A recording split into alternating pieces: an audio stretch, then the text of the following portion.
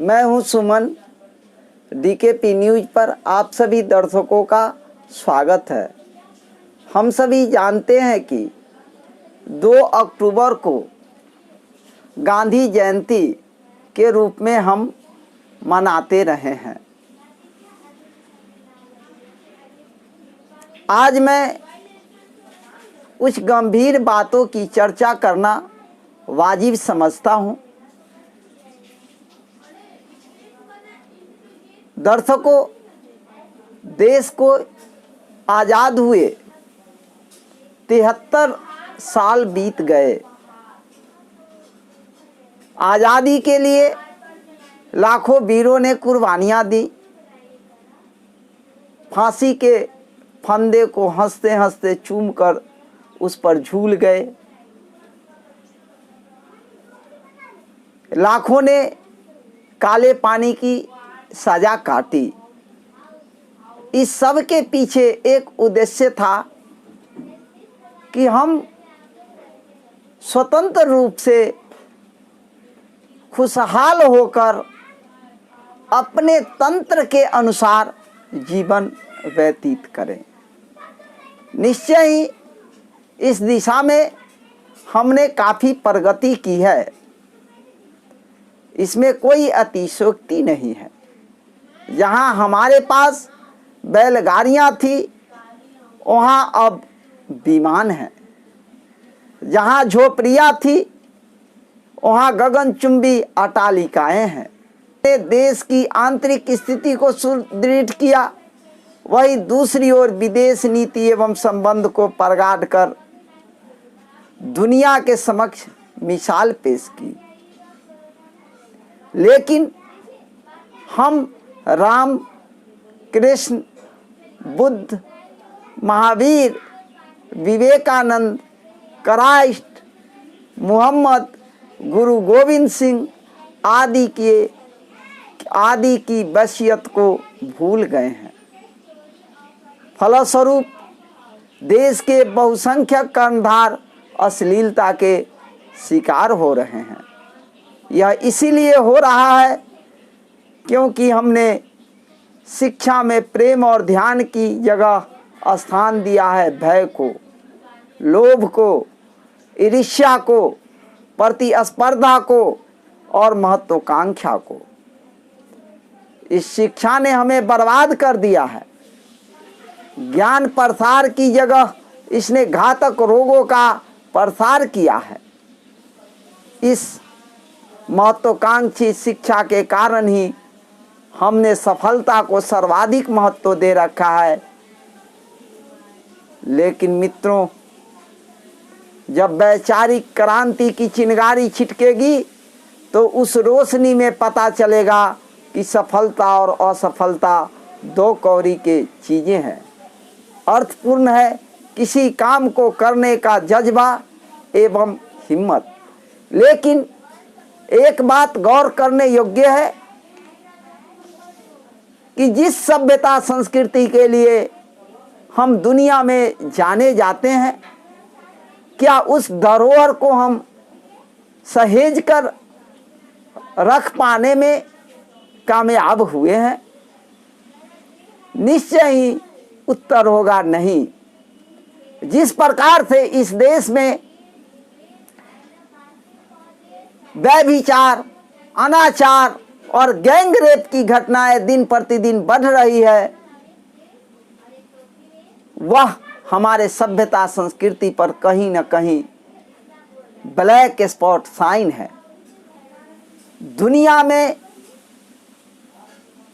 हम अपनी सभ्यता के कारण सिर उठाकर चल रहे थे। आज प्रतिदिन इस देश में प्रति घंटे 3 गैंग रेप की वारदात ने हमारे सारे सर को शर्मसार कर दिया है। भारत माता के मस्तक को नीचा कर दिया है। जिस प्रकार से यूपी के हाथरस जिले की 19 वर्षीय दलित के साथ गैंग रेप का मामला प्रकाश में आया है, या फिर यूपी के ही बागपत के गैंगरेप का मामला आया है, उसी तरह से राजस्थान के बारा में गैंगरेप की घटनाएं ने इस पूरे देश के मानवीय संवेदना को झकझोर कर रख दिया है। और यह निश्चय ही भारत की सभ्यता और संस्कृति पर प्रश्न चिन्ह खड़ा कर रहा है कि आखिर आज जिस सभ्यता, जिस संस्कृति और जिस चारित्रिक बल के द्वारा हम दुनिया में पूजे जाते थे, आज हम दुनिया के समक्ष कहाँ खड़ा हैं। ये सारी घटनाएं सौ प्रमाण यह साबित करने के लिए काफ़ी है कि आज हम कितना नीचे गिर चुके हैं चारित्रिक मामलों में। हम कितने अमानवीय, अमर्यादित, उदंड, उच्छृंखल एवं चरित्रहीन हो गए हैं। उपर्युक्त सभी घटनाएं इसे प्रमाणित करने के लिए काफ़ी है कि आखिर हमारा चारित्रिक ह्रास कितना हुआ है। दोस्तों, आज गांधी जयंती है। मैं विस्तृत से हाथरस, बागपत और बारा जिले की घटनाओं पर एक अलग से समीक्षात्मक वीडियो बनाऊंगा, उस पर एक विशेष रिपोर्टिंग करूंगा। लेकिन आज 2 अक्टूबर है और गांधी जयंती भी है।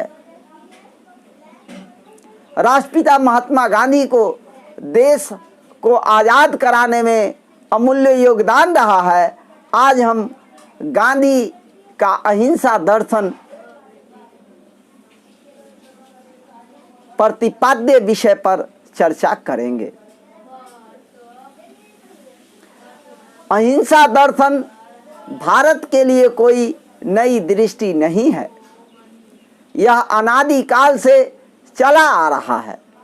आगे चलकर महावीर और बुद्ध ने इसे बड़ी ऊंची प्रतिष्ठा दिलाई, लेकिन इन दोनों महान संतों की दृष्टि धार्मिक रही और उनके प्रयोग व्यक्ति केंद्रित। इसे जनजीवन में उतारकर नवजीवन का संचार करना था। इसे गांधी ने पूरा किया। पूरे राष्ट्र की स्वतंत्रता और सामाजिक परिवर्तन के लिए अहिंसा का व्यापक पैमाने पर प्रथम प्रयोग राष्ट्रपिता ने ही किया। उनकी अहिंसक क्रांति न केवल भारतीय परंपरा में एक अनूठा प्रयत्न है, बल्कि आधुनिक विश्व के सामने एक नई मिसाल है। फ्रांस, रूस, चीन आदि देशों में महत्वपूर्ण क्रांतियाँ हुई, किंतु वे सब हिंसक थी, इसलिए असफल हुई। हिंसक उपायों से लाई गई क्रांति में सिर्फ शक्ति और सत्ता का हस्तांतरण हो जाता है, परतंत्रता बनी रहती है। वैसे असफल तो गांधी के अहिंसक क्रांति को भी कहा जाता है, क्योंकि आज़ादी के बाद उनके शिष्य सत्ता सुख में निमग्न होकर जनसेवा भूल बैठे। इसके बावजूद वास्तविक क्रांति मार्ग अहिंसा के गर्भ से ही निकलेगा। गांधी का कथन है कि सत्याग्रह एक धर्म युद्ध है। इस युद्ध का शस्त्र है अहिंसा, उद्देश्य है हृदय परिवर्तन और आरंभ है आत्मशुद्धि। वास्तव में सत्याग्रह आत्मशुद्धि की लड़ाई है। पहले अपनी आत्मा की शुद्धि और इसके माध्यम से अन्यायियों की आत्मा की शुद्धि। अपने को शुद्ध किए बगैर हम युद्ध के लिए निकल पड़े तो चाहे उसे जो भी नाम दें, गांधी का धर्म युद्ध नहीं कह सकते। आत्मशुद्धि का अर्थ है विकार रहित होना। विकार है क्रोध, हिंसा, घृणा, ईर्ष्या, द्वेष, कटुता आदि। इन विकारों से रहित हृदय में परिवर्तन होता है। प्रेम, करुणा, क्षमा, सौहार्द, मैत्री, सहयोग, कोमलता, विनम्रता आदि। सत्याग्रही अहिष्णु नहीं हो सकते। गांधी कहते हैं असहिष्णुता से अपने ध्येय में हमारे विश्वास की कमी प्रकट होती है।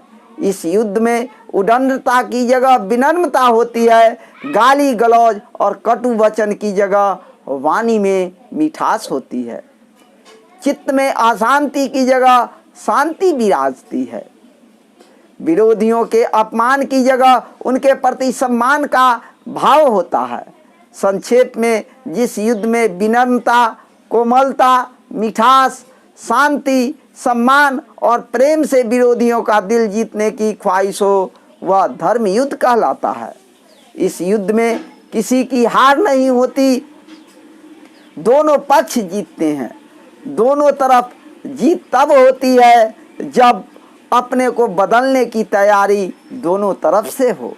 निम्नतर भाव से उच्चतर भाव में रूपांतरण ही जीत है।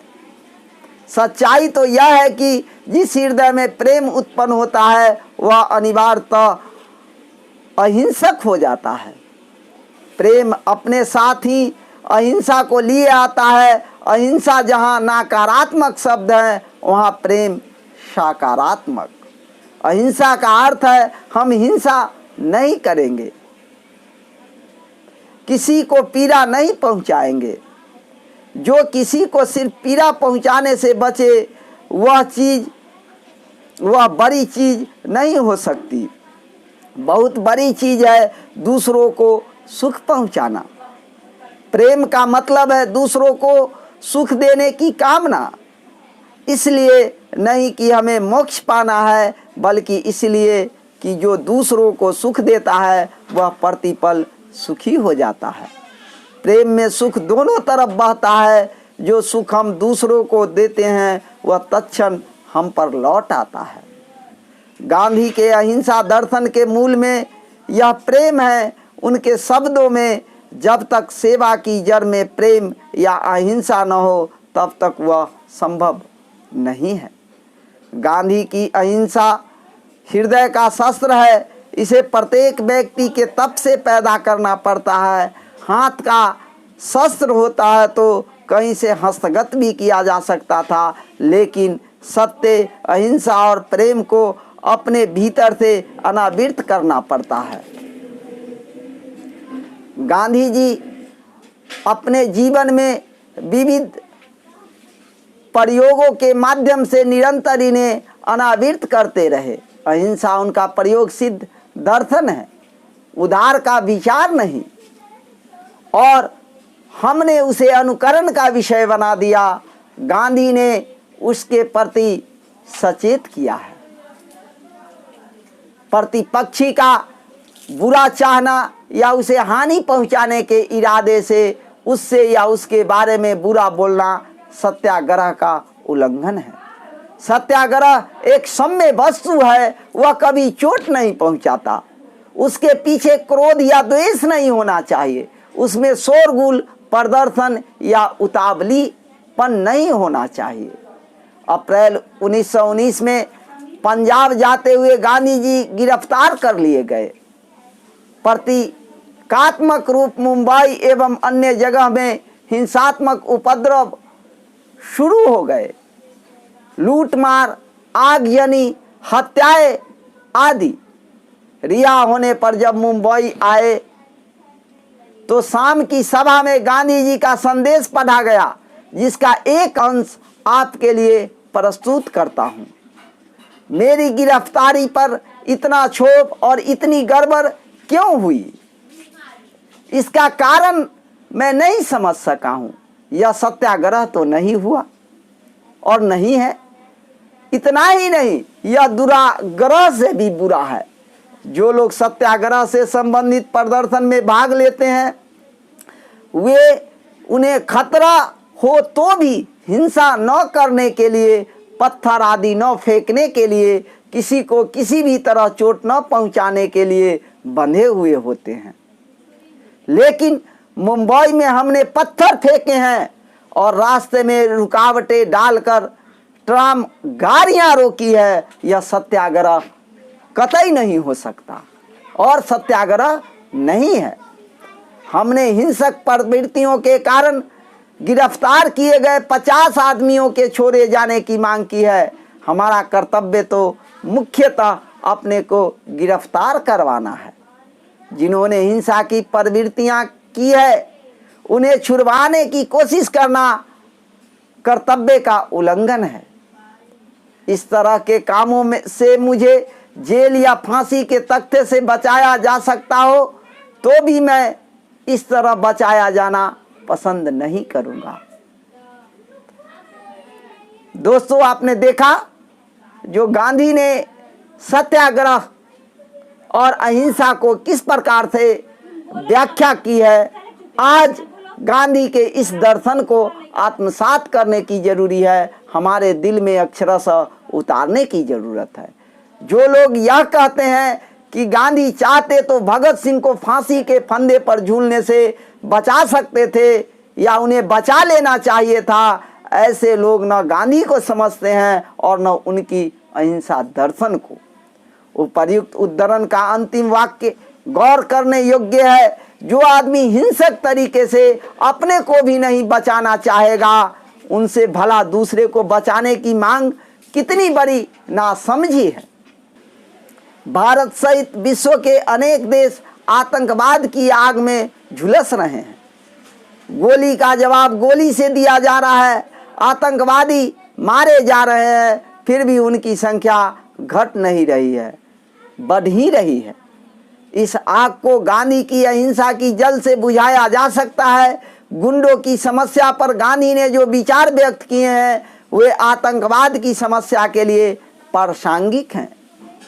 गांधी का कथन है, गुंडे लोग आकाश से तो नहीं उतरते, भूत की तरह जमीन की पेट से भी नहीं निकलते, उनकी उत्पत्ति समाज की कुव्यवस्था से ही होती है।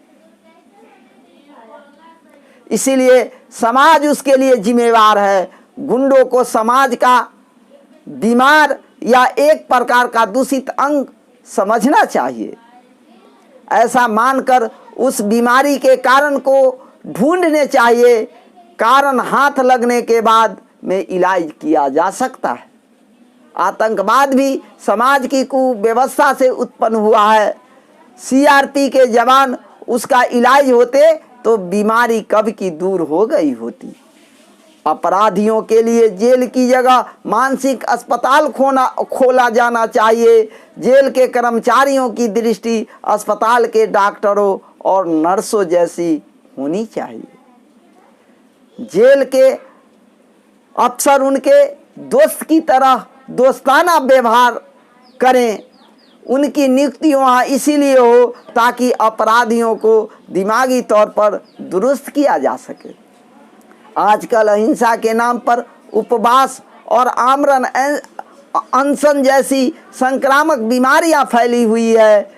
कोई छोटी सी स्वार्थपूर्ण बात हो और हम झट अनशन पर बैठ जाते हैं।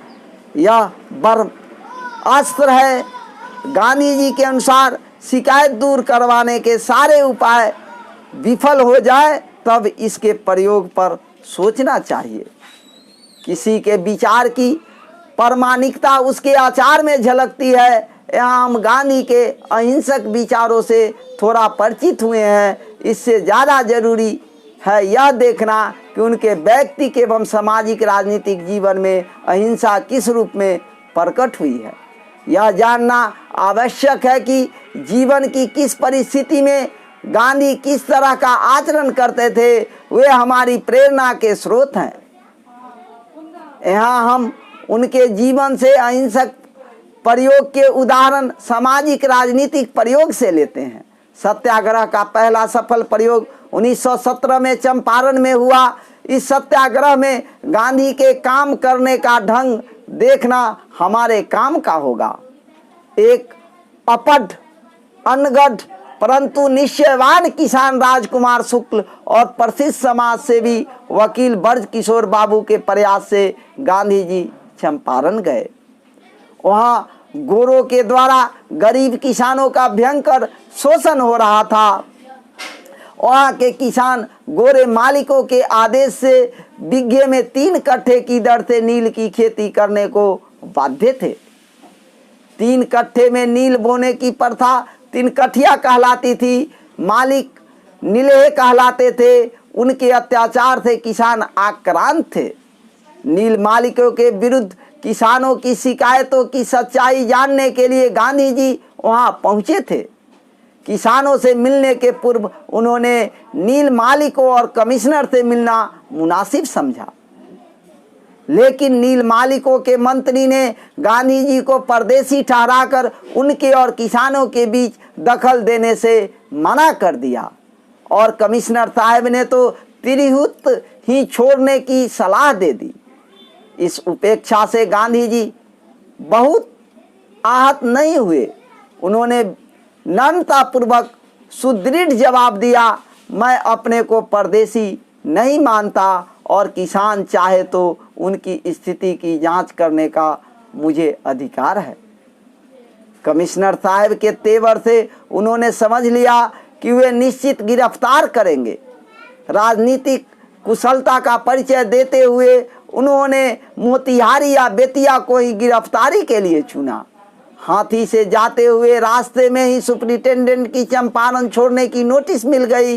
गांधी जी ने संयत जवाब दिया, मैं चंपारण छोड़ना नहीं चाहता, मुझे तो आगे बढ़ना है और जांच भी करनी है। उन्होंने निर्वासन की आज्ञा का सविनय अनादर कर दिया। इसके कारण कोर्ट में हाजिर होने का सम्मन मिला। सम्मन की खबर जंगल में आग की तरह फैल गई। मोतिहारी में गांधी के निवास और कचहरी में अभूतपूर्व भीड़ उमड़ पड़ी। गांधी जी आत्मकथा में लिखते हैं, सरकारी नोटिसों वगैरह के खिलाफ कानूनी विरोध करना चाहता तो मैं कर सकता था। इसके बदले मैंने उनकी सब नोटिसों को स्वीकार कर लिया और अधिकारियों के साथ निजी व्यवहार में मिठास से काम लिया। इससे वे समझ गए कि मुझे उनका विरोध नहीं करना है, बल्कि उनकी आज्ञा का विनयपूर्वक विरोध करना है। इससे उनमें एक प्रकार की निर्भयता आ गई। मुझे तंग करने के बदले उन्होंने लोगों को काबू में रखने में मेरी और मेरे साथियों की सहायता का प्रसन्नतापूर्वक उपयोग किया। किंतु साथ ही वे समझ गए कि उनकी सत्ता आज से लुप्त हुई। लोग क्षण भर को दंड का भय छोड़कर अपने नए मित्र के प्रेम की सत्ता के अधीन हो गए। उपर्युक्त नजारा सविनय अवज्ञा आंदोलन का है, जिसे भारत ने पहली बार देखा।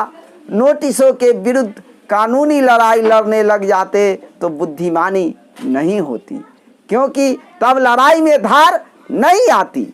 अधिकारियों के साथ व्यवहार में मिठास का परिचय देकर यह जता दिया कि हम आपके विरोधी नहीं हैं, सिर्फ आपकी आज्ञा का विनयपूर्वक विरोध कर रहे हैं।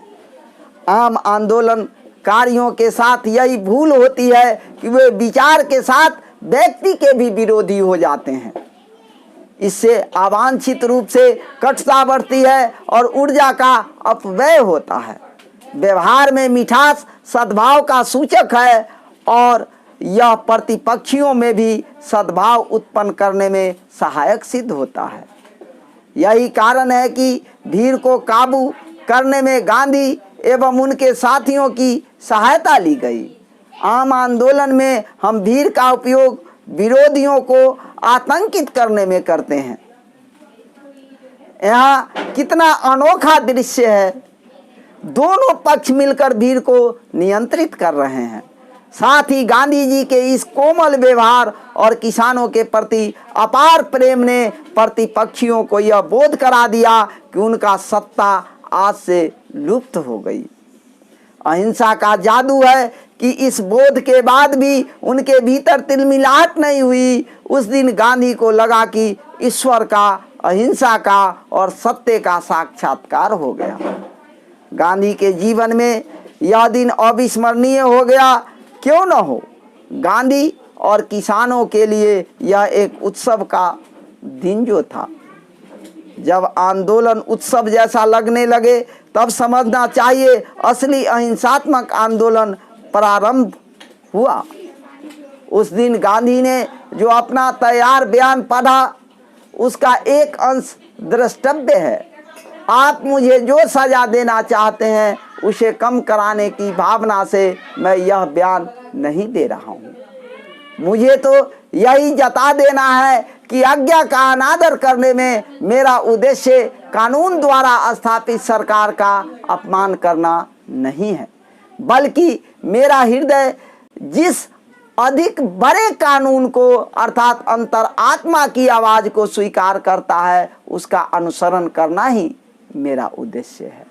न सजा कम करने की चाह, न सरकार को अपमानित करने की इच्छा। यह है गांधी का अहिंसात्मक आंदोलन।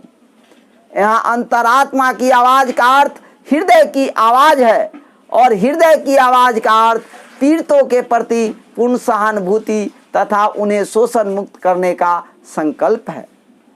हर जगह गांधी की अंतर्वाणी का एक अर्थ होता है जिसे समझने की कोशिश न कर आलोचकों ने उनकी आलोचना करने में ही समय नष्ट किया है।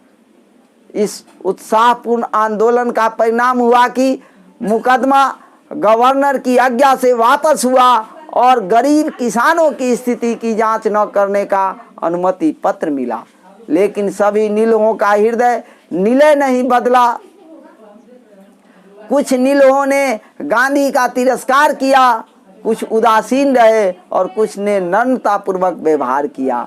बीच में व्यवधान आते रहे, लेकिन अंत में सरकार को तिनकठिया कानून रद्द करना पड़ा और 100 साल से चले आ रहे नीले गोरों के शोषण का अंत हुआ। इस प्रकार गांधी ने अपनी ईमानदारी, अपनी कर्तव्यनिष्ठा और अपनी कार्यकुशलता, अपने बौद्धिक क्षमता, दूरदर्शिता और अहिंसात्मक आंदोलन के बल पर तिनकठिया कानून को रद्द करवाने में सफल हो गए। यह है गांधी का अहिंसा दर्शन। दोस्तों, गांधी का सत्याग्रह आंदोलन केवल सविनय अवज्ञा मूलक नहीं था, उसके साथ अन्य रचनात्मक कार्य भी चंपारण में शुरू हुए। उन्होंने पाठशालाएं खोली और अक्षर ज्ञान शुरू किया। यह थी आंदोलन की सृजनात्मकता, गलत का विरोध और सही की शुरुआत साथ साथ। भारत के महापुरुषों ने सत्य की खोज की, मोक्ष की खोज की, समाधि की खोज की, लेकिन समाज और इस जीवन का मूल्य तो ठीक से गांधी ने ही समझा। वे पहले हिम्मतवर व्यक्ति हैं जिन्होंने सामाजिक उत्कर्ष का विचार किया। वे पहले संत हैं जो सामाजिक राजनीतिक जीवन में उठ खड़े हुए और उसे उठाने का नई दिशा में प्रयोग करते रहे। इसीलिए गांधी के प्रयोग को आगे बढ़ाने की जरूरत है। निष्कर्ष के तौर पर कहा जा सकता है कि गांधी के अहिंसा दर्शन का सार हृदय की शुद्धता है। इसे पाने के लिए 2 स्तरों पर काम करना पड़ेगा। पहला महत्वपूर्ण काम है वर्तमान शिक्षा पद्धति में आमूल परिवर्तन, क्योंकि इसके केंद्र में महत्वाकांक्षा है जो हिंसा की जननी है। शिक्षा के केंद्र में प्रेम को लाना होगा जो अहिंसा का जनक है। केंद्र बदलता है तो परिधि की सारी चीज़ें स्वतः बदल जाती है। दूसरे स्तर पर जनजीवन में ध्यान का आंदोलन चलाना होगा। गांधी पतंजलि की सहायता से यम नियम के साधनों द्वारा हृदय की शुद्धि की बात करते हैं। ध्यान की गहराई में कुछ थोड़े से लोग उतरेंगे तो वे जन सामान्य की चेतना को ऊंचा उठाए रखने में सफल होंगे। देश को एक नहीं 1000 गांधी चाहिए। उनके संक्रामक प्रभाव से जन सामान्य की चेतना उठेगी और सामाजिक राजनीतिक जीवन में उत्कर्ष आएगा। दोस्तों, आपने देखा जो गांधी ने अपने अहिंसा के बल पर किस प्रकार से तमाम जो समस्याएं थी किसानों की उसको दूर करने का प्रयास किया। और ऐसे ही गांधी ने अनेक सारे प्रयास इस देश को सुदृढ़ और स्वतंत्र कराने के लिए किए, लेकिन आज दुर्भाग्य से 73 बसंत देखने के बावजूद भी हमारी कुछ समस्याएं, जैसे अभी पूरे देश में गैंग रेप का माहौल गर्म है, वह दूर नहीं हुआ। अर्थात शेक्सपियर ने कहा है, if wealth is loss something loss, if health is loss half loss, and if character is loss everything is lost. तो जो हमारी मूल धरोहर थी, चारित्रिक विकास और चारित्रिक रूप से ठोस होने के बल पर हम दुनिया में परचम लहराते रहे हैं, आज उसमें कहीं न कहीं हम काफ़ी नीचे पैदान पर आ गए हैं। दोस्तों, इस देश को ठीक करने के लिए निश्चय ही हमें बुद्ध, क्राइस्ट, गांधी, मोहम्मद, गुरु गोविंद सिंह, विवेकानंद आदि के जो मुख्य धरोहर हैं, वसीयत हैं, विचार हैं, उनको एडॉप्ट करना होगा, अपनाना होगा। इस देश में राम के चरित्र को अपनाकर हम सारी समस्याओं का निजात पा सकते हैं। तो दोस्तों, मैं समझता हूँ आज के लिए यह काफ़ी है। आप सबों को एक बार पुनः DKP न्यूज़ पर धन्यवाद ज्ञापित करते हुए आप सबों को पुनः एक बार नमस्कार।